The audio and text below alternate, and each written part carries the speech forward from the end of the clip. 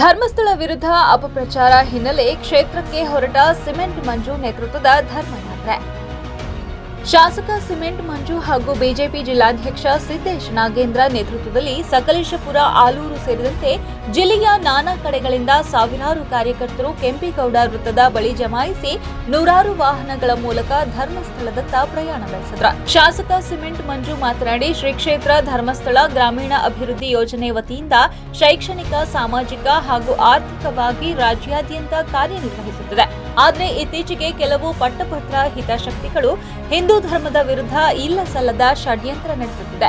ಹಿಂದೂಗಳ ಅಸ್ತಿತ್ವಕ್ಕೆ ಧಕ್ಕೆ ಬಂದಾಗ ಹಿಂದೂಗಳೆಲ್ಲ ಒಂದಾಗಿ ಧರ್ಮ ರಕ್ಷಣೆಗೆ ನಿಲ್ಲಬೇಕು. ರಾಜ್ಯದಲ್ಲಿ ಕಾಂಗ್ರೆಸ್ ಪಕ್ಷವು ಅಧಿಕಾರಕ್ಕೆ ಬಂದಾಗಲೆಲ್ಲ ಹಿಂದೂ ಧರ್ಮ ಹಾಗೂ ಧಾರ್ಮಿಕ ಕೇಂದ್ರಗಳನ್ನ ಗುರಿ ಮಾಡಿ ಚ್ಯುತಿಯಾಗುವ ಕೆಲಸ ಮಾಡುತ್ತಿದೆ.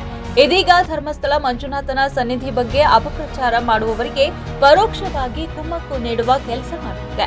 ರಾಜ್ಯದಲ್ಲಿ ಆಡಳಿತ ನಡೆಸುತ್ತಿರುವ ಸರ್ಕಾರ ಎಲ್ಲೋ ಒಂದು ಕಡೆ ಜನರಿಗೆ ಅನುಮಾನ ಬರುವ ರೀತಿ ನಡೆದುಕೊಳ್ಳುತ್ತಿದೆ. ಆದ್ದರಿಂದ ಕೇಂದ್ರ ಸರ್ಕಾರ ಮಧ್ಯ ಪ್ರವೇಶ ಮಾಡಿ ಎನ್ಐಗೆ ವಹಿಸಬೇಕು ಅಂತ.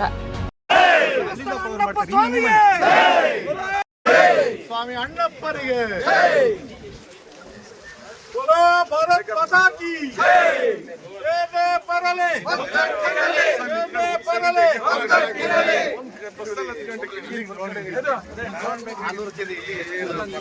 ಹೇಳಿದ್ದೀನಿ ಯಡಿಯೂರಪ್ಪನವರಿಗೆ ಭಾರತ್ ಮಾತಾ ಕೆ ಹಾಕೊಂಡ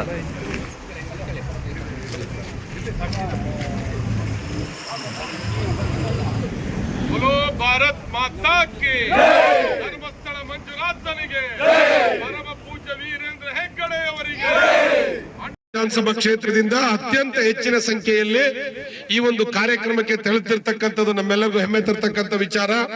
ಈ ಒಂದು ಕಾರ್ಯಕ್ರಮದ ಯಶಸ್ಸಿಗೆ ಸಹಕರಿಸಿದಂತ ಎಲ್ಲ ನನ್ನ ಆತ್ಮೀಯ ಕಾರ್ಯಕರ್ತ ಬಂಧುಗಳಿರ್ಬೋದು, ಬೂತ್ ಅಧ್ಯಕ್ಷರಿರ್ಬೋದು, ಶಕ್ತಿ ಕೇಂದ್ರ ಅಧ್ಯಕ್ಷರಿರ್ಬೋದು, ಮಹಾಶಕ್ತಿ ಕೇಂದ್ರ ಅಧ್ಯಕ್ಷರಿರ್ಬೋದು, ನಮ್ಮ ತಾಲೂಕು ಅಧ್ಯಕ್ಷರು, ನಮ್ಮ ಎಲ್ಲ ಜಿಲ್ಲಾಧ್ಯಕ್ಷರು, ಜಿಲ್ಲಾ ಪ್ರಧಾನ ಕಾರ್ಯದರ್ಶಿಗಳು, ಎಲ್ಲ ಆತ್ಮೀಯ ಎಲ್ಲ ಪದಾಧಿಕಾರಿ ಬಂಧುಗಳಿಗೆ, ಎಲ್ಲಕ್ಕಿಂತ ಮುಖ್ಯವಾಗಿ ಹೆಚ್ಚಿನ ಸಂಖ್ಯೆಯಲ್ಲಿ ಮಹಿಳೆಯರು ಹೊರಟಿರ್ತಕ್ಕಂಥದ್ದು ನಮ್ಮ ಧರ್ಮ, ನಮ್ಮ ಸಂಸ್ಕೃತಿಯ ಪ್ರತೀಕ ಅಂತೇಳಿ ಸಂದರ್ಭದಲ್ಲಿ ಹೇಳ್ತಾ, ಇಷ್ಟೊಂದು ಸಂಖ್ಯೆಯಲ್ಲಿ ಹೆಚ್ಚಿನ ಸಂಖ್ಯೆಯಲ್ಲಿ ಬರಲಿಕ್ಕೆ ಕಾರಣಕರ್ತರಾದಂತ ಎಲ್ಲ ನನ್ನ ಆತ್ಮೀಯ ಮುಖಂಡರು ಕೂಡ ಅನಂತ ಧನ್ಯವಾದವನ್ನು ಹೇಳಿ ನಮ್ಮ ಸಿದ್ದೇಶಣ್ಣ ಒಂದೆರಡು ಮಾತಾಡ್ತಾರೆ.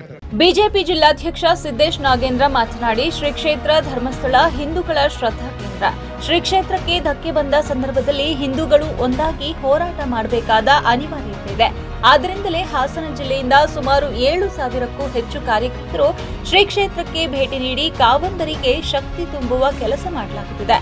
ರಾಜ್ಯ ಸರ್ಕಾರ ಎಸ್ಐಟಿ ರಚನೆ ಮಾಡಿ ಮಾಸ್ಕ್ ಮ್ಯಾನ್ ಮುಸುಕು ಹಾಕಿಕೊಂಡು ಆತ ಹೇಳಿದ ಕಡೆಯಲ್ಲೆಲ್ಲ ನೆಲ ಅಗೆದರೂ ಒಂದೇ ಒಂದು ಶವದ ಗುರುತು ಸಿಗಲಿಲ್ಲ. ಇದರಿಂದ ಜನರಿಗೆ ಹಲವು ಅನುಮಾನಗಳಿಗೆ ಎಡೆ ಮಾಡಿಕೊಟ್ಟಂತಾಗಿದೆ. ಇದರ ಹಿಂದೆ ಕಾಣದ ಕೈಗಳು ಕೆಲಸ ಮಾಡಿದೆ. ಆದ್ದರಿಂದ ಎನ್ಐಗೆ ವಹಿಸಬೇಕು ಎಂದು ಒತ್ತಾಯಿಸಿದರು.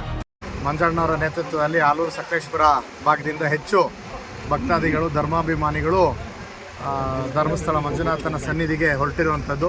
ಈಗಾಗಲೇ ಹಾಸನದಿಂದ ಬೃಹತ್ ಸಂಖ್ಯೆಯಲ್ಲಿ ಹಾಸನ ವಿಧಾನಸಭಾ ಕ್ಷೇತ್ರ ಇರ್ಬೋದು, ಅರಸೀಕೆರೆ ಇರ್ಬೋದು, ಅಕ್ಕಲಗೂಡು ಇರ್ಬೋದು, ಹೊಳೆನರಸೀಪುರ, ನಮ್ಮ ಹಾಸನ ಜಿಲ್ಲೆಯಿಂದ 7,000ಕ್ಕೂ ಹೆಚ್ಚು ಜನ ಈಗಾಗಲೇ ಭಕ್ತಾದಿಗಳು ಧರ್ಮಸ್ಥಳಕ್ಕೆ ಹೊರಟಿರುವಂಥದ್ದು. ಇದೆಲ್ಲ ಏನು ಸಾರ್ತಾ ಇದೆ ಅಂತಂದರೆ, ನಾವೆಲ್ಲ ಹಿಂದೂ, ನಾವೆಲ್ಲ ಒಂದು ಅನ್ನೋಂಥ ಭಾವನೆಯಲ್ಲಿ ಧರ್ಮದ ಒಂದು ಬುನಾದಿಯನ್ನು ಇಟ್ಕೊಂಡು ಧರ್ಮಸ್ಥಳ ಎಲ್ಲರ ಹಿಂದೂ ಬಾಂಧವರ ಒಂದು ಶ್ರದ್ಧೆಯ ಕೇಂದ್ರ.